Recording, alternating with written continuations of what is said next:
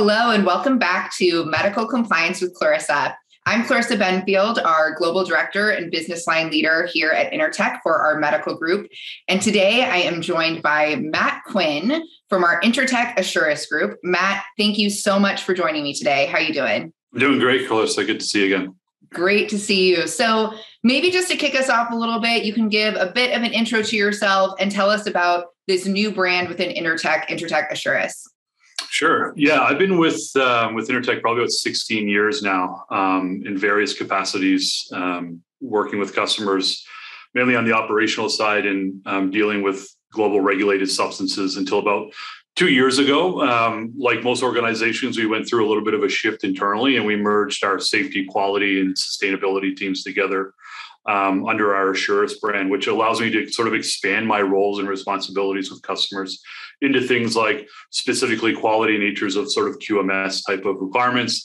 And then, the hot topic is sustainability, which seems to be growing on the daily basis. That encompasses a lot of sort of my previous life at Intertek of supply chain management, or the term they use there is value chain, and a lot of those things as well. The Assuris brand itself is actually exciting, particularly in the ATIC space, where we do a lot of the assurance work or focus on a lot of assurance work with our customers, where it's not really more on, it's less about the TIC side and more of the regulatory support, whether it's, our PhDs helping, work with companies that are formulating new food ingredients or pharmaceuticals or finished medical devices and getting them registered with FDA or all these different types of regulatory requirements. So it's really a lot of PhDs and a lot of brilliant people working together with our customers and partnering with them to make sure that they're understanding and applying, practical approaches and following through the red tape and things that they have to as brand owners and manufacturers. Yeah, so a good sort of convergence of all of these things, right, that are super hot in the industry and things that are impacting our manufacturers across all industries. But specifically today, we're going to chat a little bit about medical and how this is impacting medical device manufacturers. So yeah, really excited to get into our conversation. So one of the things we chatted a lot about on this podcast with my different guests is really looking at this changing regulatory landscape that we're seeing. So, as a medical industry, we're going through a lot of different changes from a regulatory perspective over the last couple of years. And a lot of these are really coming to fruition right now. So in this space with the, regulatory changes that we're seeing, specifically with chemicals and hazardous chemicals, are there things that, medical device manufacturers should be aware of, or changes that they should be thinking about incorporating as, we move into this very, new regulation phase? Yeah, absolutely. I think I've seen some of your previous episodes and the idea of risk assessment pops up quite a bit. And it's no different from a material or component perspective, where a lot of these changes to sort of historic requirements, if we think of EU ROHS or RoHS or Roche or however people want to pronounce it. Right, depending on the day. Right. When that first came into effect, everybody just looked at it from a testing perspective. And now that we've gone through a couple of iterations of it, I think it's every 5 years they go through sort of a legal review of it. I believe we're coming up on another one in the next couple of years. They've already started some consultation on it. They've shifted very much away from this sort of idea of testing and moved into this idea of risk assessment. And the standards and things that are starting to govern a lot of these regulatory requirements on a global scale are really looking at, and the authority bodies are expecting you to have some sort of risk management in place, where it's not just collecting a piece of documentation from the supply chain and saying, all right, I'm done, I'm good.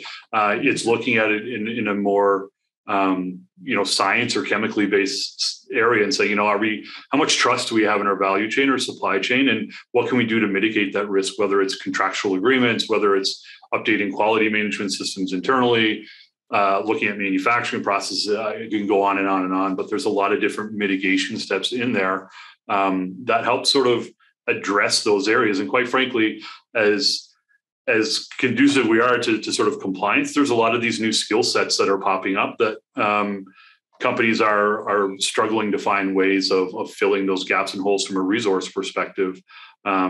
And luckily, Intertek is there to partner and help them out where they need fit. And obviously, that's different from one organization to the next.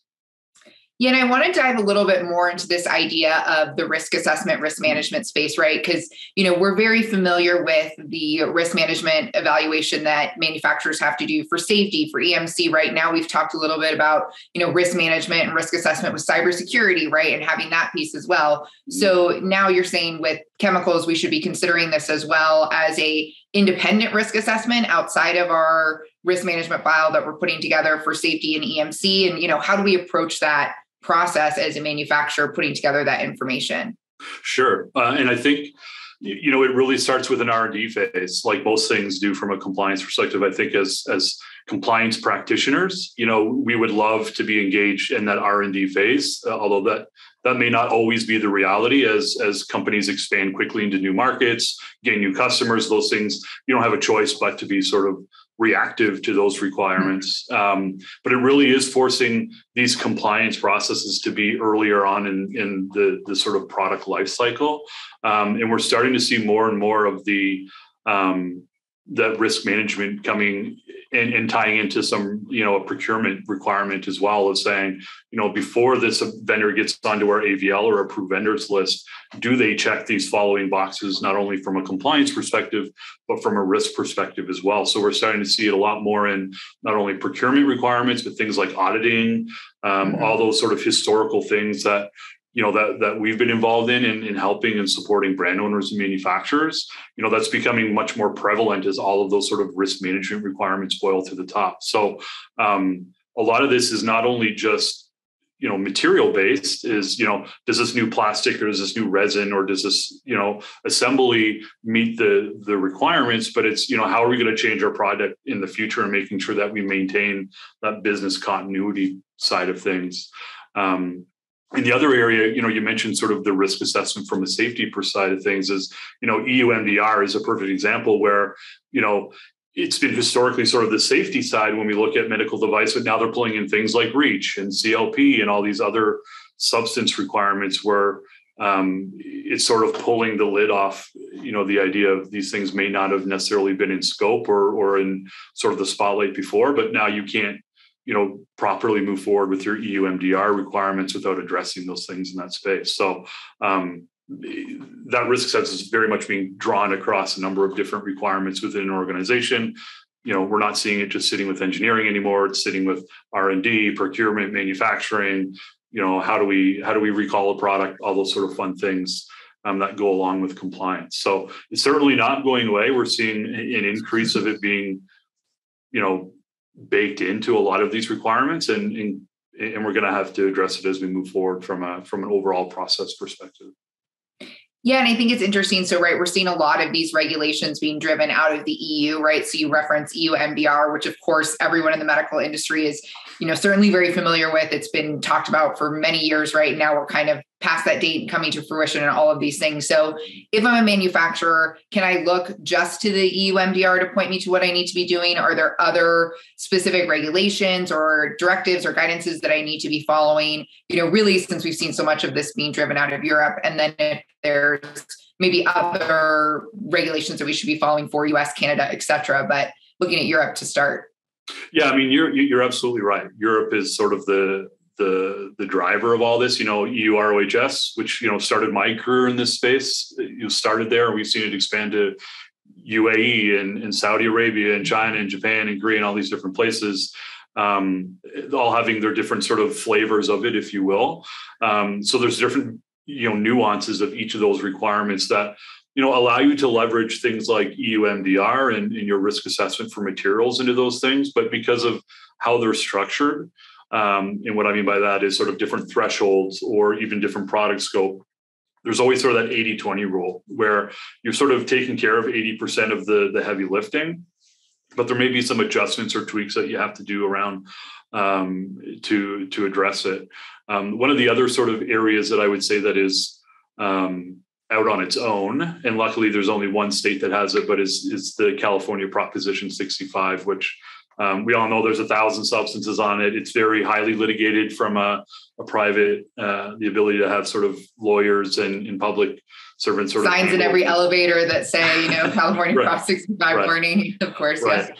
You can't see it, but I enjoyed a lot of McDonald's French fries over COVID. And if you go to McDonald's in California, they have to put that warning sign on that it could cause everywhere, hazardous substances all around. Right. So it's crazy, but I mean it's law. It's not going anywhere. We're seeing constant updates, particularly in that area around labeling and things that all sort of plays into that risk assessment perspective of getting your baseline, and then how do you actually maintain visibility into these different requirements, because some of them are changing. REACH changes every 6 months, adding new substances. Prop 65 has a mandate that they add a substance every year, and they have been actively changing sort of the label requirements as they find sort of loopholes and gaps within those legal requirements. So there's a number of different sort of key areas to hone in on. I would say, EU MDR from a medical device perspective is a big one. But things like EU REACH regulation, the EU is the only one that has anything that deals with articles or finished products. If you're, shipping chemicals in with your product, there's other global chemical notification requirements that need to be adhered to that don't have finished product requirements. And like I said, there's a number of different flavors of EU ROHS, which luckily, I guess for medical device manufacturers, some of them are out of scope, some of them are sort of exempt, which means we're not in right now, but they could be in the future. SASO or Saudi Arabia in UAE requires certification for ROHS. So if your technical file isn't up to date, or there, you have concerns about gaps, you'll actually have to go through where a notified body reviews that and points out deficiencies and things. So just little nuances like that are key to be aware of. They're not always easy to keep track of and follow, but that's what service providers like Intertek are there for, to sort of help you and guide you through, not only to get you to the finish line, but to sort of keep you aware of some of these things that are going and changing as well. Yeah. And I think that's really interesting. And maybe you can expand upon that a little bit or comment on that, right? I mean, as a manufacturer, it's already really overwhelming to keep up with all of the regulations and the changing regulations and new substances being added. So you say that service providers like Intertek, we can help kind of in this ongoing phase, right? Or how do I know that something that's, not restricted today is going to be restricted in 6 months? I'm planning my product. How can different service providers, or even internally as a manufacturer, what can you be doing to make sure that you are doing this level of like continuous improvement, but also, keeping track of what the regulations are? Sure. Yeah, I think the obvious one is industry associations to start, right? If you're not active in there, I think you're missing out on a huge opportunity to not only understand what those are, but also network within your industry and understand what other organizations are doing it, which very well. We do a lot of global market access projects, or GMA, which we refer to it, is sort of, getting customers to a benchmark or a baseline of saying, hey, this is the product that you sell, these are the jurisdictions that you're selling into, here are the key regulatory requirements that you have right now. And then there's, periodic updates to those reports and things as well. Just to kind of keep them abreast and moving it forward. Mm-hmm. Internally, it's a lot of work. We know that it takes a team from a compliance perspective. It's very hard for one individual to handle full compliance and stay on top of it. Because those people end up becoming, the term we use here is a purple squirrel, right? They know a lot of things about a lot of different areas. And we know with COVID, with the changing landscape of employment and people moving and all these sort of things, mm-hmm. you quickly lose that. So I think one of the key areas there is creating sort of a central repository that you have a baseline of information, which, those GMA type services help you create that foundational aspect of it. And then it's finding a way of what makes sense as a business for you to keep track of it, whether it's doing it internally with your team or individuals, or using partners like Intertek to help make sure that you're on top of it. There's a number of different ways to do it. And it's just like every organization, it's going to fit their internal needs and landscape a little bit differently on how they want to address it as well. Yeah. And that's so interesting, right? Because it's, okay, so I'm identifying the regulations, I'm maintaining them, I'm keeping up on the regulations. Okay. So with my product, right, I have, you talked about earlier, it's not just the sheet of paper showing compliance anymore, right? Saying, oh, these are ROHS compliant parts, right? So can you walk through that process a little bit, right? So maybe you have 50% that you can lean on a certificate for. There's testing involved. I know there's a little bit of confusion in that space too, right? Of how far is too far, how far is far enough, making sure that you're doing your due diligence, not only understanding the regulations, keeping up with those substances, but now that I know what they are, what am I supposed to be doing as a manufacturer? Sure. No, that's a great question. There's a lot to unpack in that particular question, but testing you brought up is an interesting concept today, because I think as compliance practitioners, if we've been in the space for long enough, I think we've all been sort of groomed or molded to sort of look at and accept testing as sort of the end all and be all from a compliance perspective. And as you know, from a safety side and from a material side, that risk assessment there is a very strong piece of it that requires testing, maybe more so on the safety side. But in the material side, we start looking at testing as a piece of the puzzle, right? Mm-hmm. And not just, I just need a test report and then I'm okay. In a lot of cases, even where organizations have decided to just test their entire product, there's certain certification requirements that still mandate you to have a risk assessment in place. So it seems like the shortest period of time and maybe the most effective use of time is just sending in a product, having somebody pulverize it and test it and tell me if it's ROS compliant or not. But testing in truly is just sort of a snapshot in time when we look at materials, right? So there's, if we look at something like IEC 63000, which is the standard that governs EU ROHS and used across the globe in different aspects from ROHS, there's a specific area in there that mandates that you look at your risk assessment. So there's sort of two veins when I'm working with organizations. There's sort of the corporate compliance, I'll say, or the process compliance, and then there's the product compliance. And the process or corporate side of it is, what ISO 9000 or 14001 type, policies we have in place. I think medical devices IEC 1345 or ISO 1345 is, I think, one that's conducive from a restricted and regulated substance perspective. It's, what are we doing, again, like I mentioned before, in the R&D phase to make sure that we're sourcing materials that are compliant and we're not sort of going back in the fact and looking at the different aspects of our business and making sure we have the right policy and making sure that it's cross-functional and not just, the engineer's job to make sure that the product is compliant. There's a lot of different areas in there. But we look at a product perspective, just because, like you said, just because we have a piece of paper from a supplier doesn't necessarily mean that it's completely mitigated upon, right? So, things like supplier auditing, what do they have in place from a quality management perspective? Are they aware of what ROHS is? We've ran into situations where we've been dealing with suppliers and they don't really know what they're signing off of. They just know that it's being requested, so they provide it, right? So there's a lot of things that go into play of sort of this trustworthiness of supply chains or value chains that, if you want to be an A level student or a B level student or C level student, drives sort of your requirement or necessity to sort of drive into those documents and understand, how applicable or how truthful they are.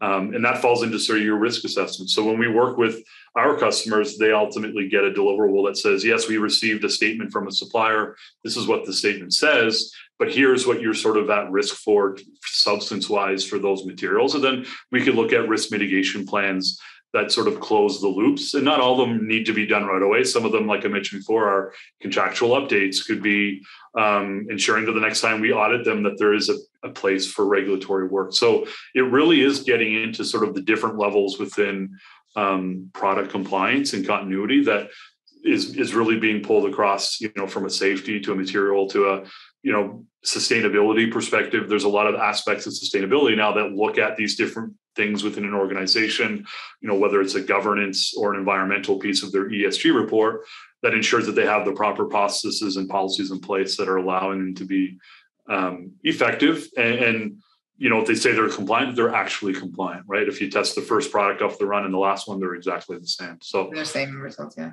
It is sort of peeling, layers of that onion and really looking at it.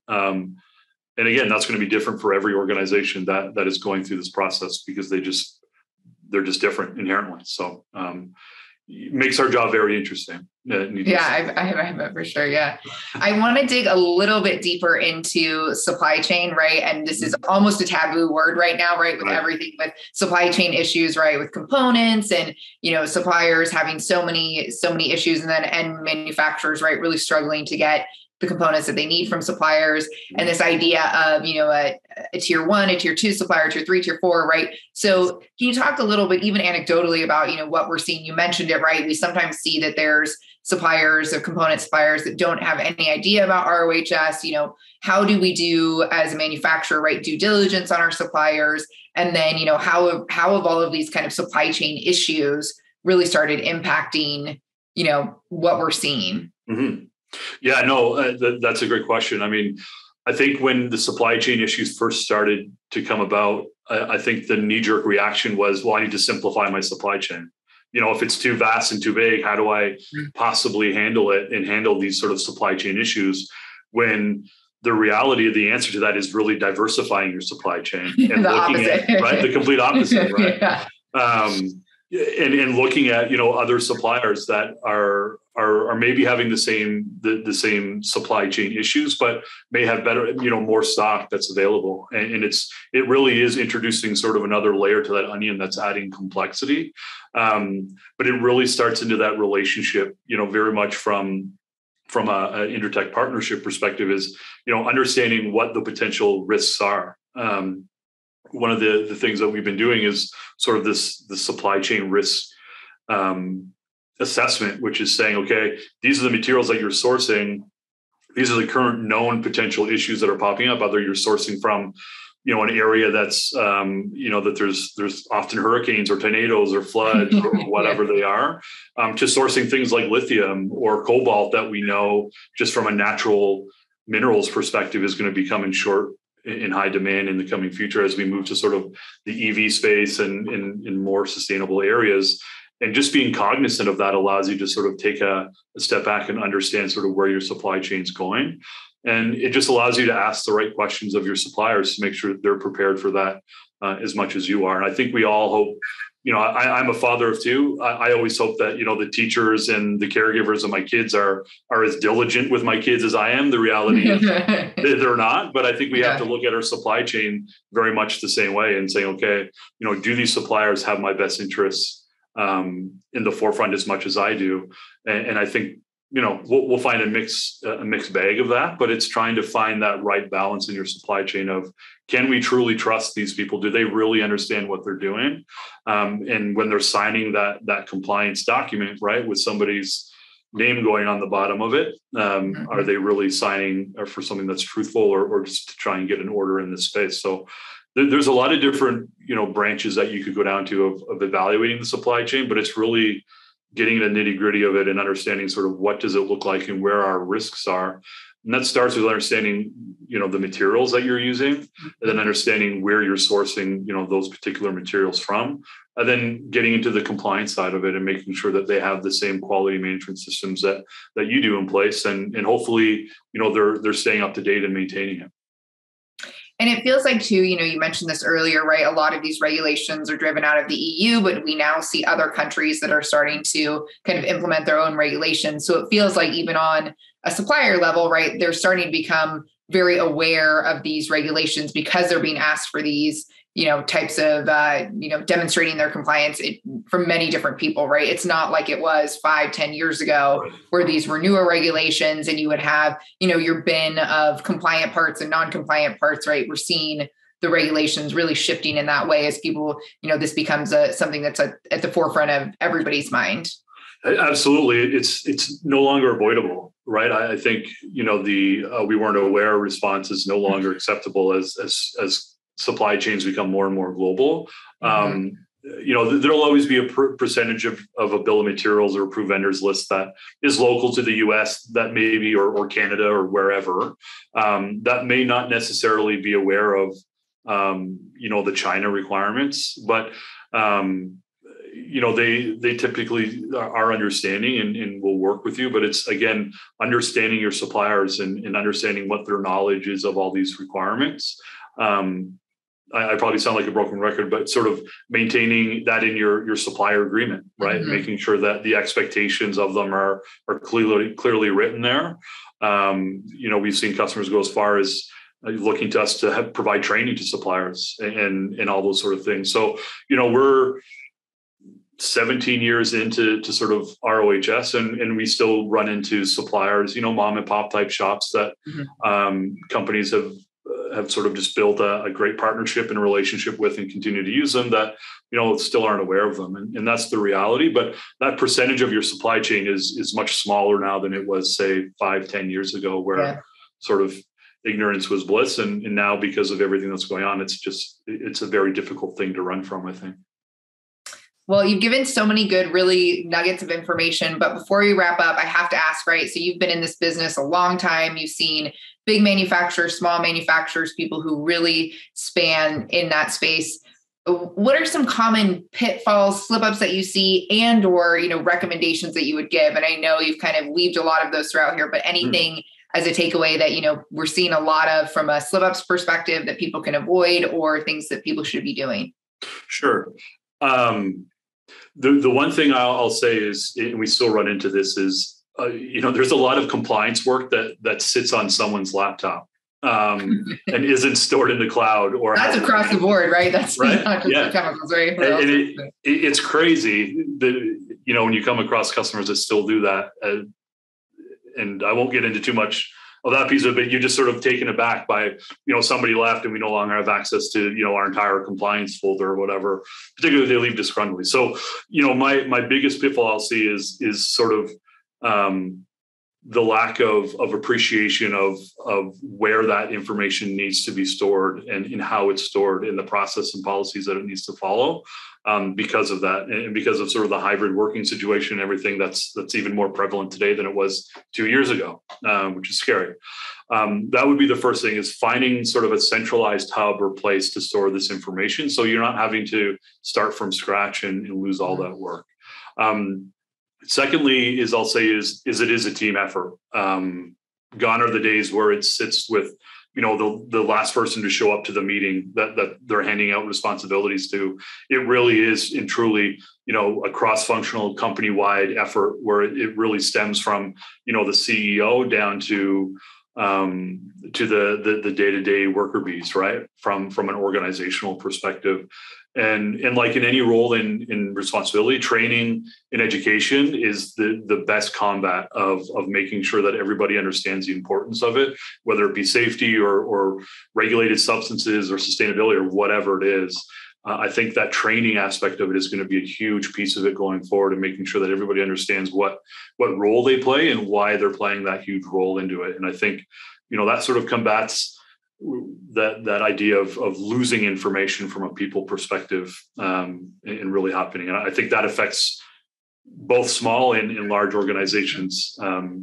You think large organizations have a team of people. That's not always the case. So I think, information retention is probably key in any business, but particularly in compliance, and trying to find those sort of central hubs and linking it to your quality management system sort of helps combat that from an overall risk perspective. Yeah, I think we've all learned that lesson the hard way, and especially right over the last 2 years, especially with what we're seeing with the job market, right? Yeah. Our industry is no exception. You have lots of people who are coming and going, and, two things that you said is so important, right? Where you're housing the information. So that way it's, easily accessible by all key stakeholders. And I think too, this idea of training and ongoing training, because we're just seeing, new teams, new people joining different organizations, that's such a key element and important aspect. Yeah, absolutely. Absolutely. And one last thing before we go is I would say the time element. It always takes longer than you think. It's like anything. Like everything. Like everything else is going to, I don't have an X factor to put on top of it, because like everything else is different for every organization, but don't underestimate the amount of time it's going to take you to kind of get you across the finish line. Even if you are testing, I guarantee sort of that 15, 20, 30-day timeline for testing, there's probably a ton of other work that needs to be done that it may take longer than that. So I would say data retention and timeline understanding are probably the two biggest pitfalls that I see, regardless the size of organization. We all work as, I think it was one of your Brousseau, I think, was saying, like, do you need it last week or 2 months ago? I think is one of the right, questions that he asks his customers. So I totally agree with that. That seems to be the nature of it. But timelines is definitely a big piece. And I think those would be the two biggest pitfalls. Well, Matt, thank you so much for joining me today. This was a great discussion. And thank you, everybody, for joining us. If you have questions for Matt or for myself, please email me. If there's other things you'd like us to cover on this podcast, just let us know. Thanks so much and have a great day. Thanks Matt. Bye.